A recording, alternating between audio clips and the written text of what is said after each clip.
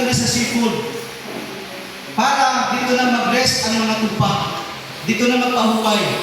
So pagkakapisa na, nagabantay ang pastol. Kasi duwa ang kaaway sa pastol. Ang wolves or ang mga asong guba, asong lubong mga sana, tapos ang mga magnanakaw at tulisan. So kailangan bantayan nila. Now, alam mo naman natin, ikaw nakita sa kaisipan tungkol sa magnanakaw at tulisan. And sino po nila nakaranas na nasudlan ang balay sa kawatan? Wala pa silang nakaranas. Kami din naman naman naranasan eh. Wala kasi kami, wala kami appliances na pwede kawaton. So, tandaan po natin na ang kawatan, hindi talaga na maagi sa pintuan. Kundi mahanap ang kawatan sa mga maluya na mga weak na bintana o sana. So, kamakailan lang natin church nasulod ang atong church. Napartaan niyo po ba yan? Na natong simbahan sa nagagi na simana, gisulod sa kawatan? Wala pa. Now, na-inform na po. So, sabi ko, di kayo nagsulod ang kawatan. Kasi, ano man, nang sarado tanda naman ang mga butahan, ang mga bitala, okay man. Ito gali, hindi the part, ang iya kandado, ano na siya, nagkatangkas na.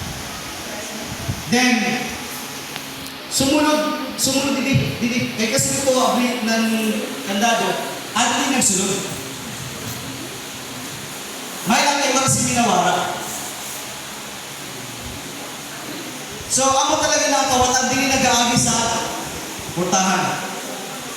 Kundi talagang naghahanap sa masudlan na pwede siya makasunod, makalusot.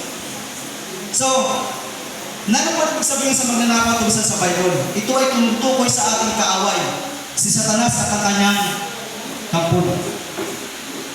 Ang sabi po sa John 10:10, dumarating ang magnanakaw para lamang magnakaw, pumatay at manira. Naparito ako upang ang mga tupa ay magkaroon ng buhay na masaganang lubos. Tandaan po natin na ang purpose sa kaaway sa ating buhay, sa mga sheep, ay para siraon, tawaton, ano pa? Nang sabi dito, steal, to kill, and destroy. Tandaan po natin na tuloy ang strategy sa kaaway sa atong buhay. Ang pangawaton kita, ang siraon kita, patayon kita. And sad to say, damdamo ang mga Christians na defeated. Because di aware ang kadamuan sa mga tactics na ginihimos ng kaaway. So, dili na-recognize sa mga tupa o mga anak sa Diyos ang paghiwag sa kaaway. Tandaan po natin, ang kaaway, naghiwag siya sa paggamay-gamay. Kasi aware mo ka sa mga kasalanan at idolatry, adultery.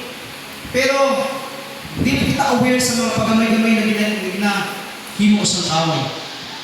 Like addiction. Magsimula sa patikim-tikim.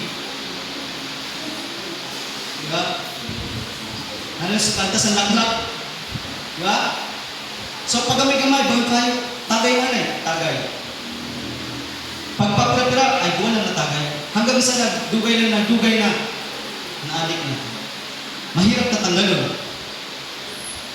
So, we are not aware minsan sa paggamay-gamay na ginihimong sa kaaway. Tandaan po natin na ang purpose sa kaaway is to destroy us, steal us, and kill us.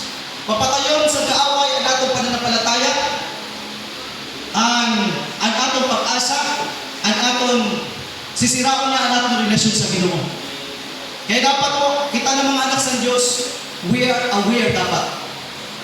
Tandaan po natin na ang kaaway defeated na siya more than 2,000 years ago. when Jesus died on the cross. So, ang magnanakaw at tulisan, sinabi ni Jesus, ito'y tumutukoy sa ating kaaway. Puntahan po natin ang pastol. Ang pastol sa pintuan dumaraan.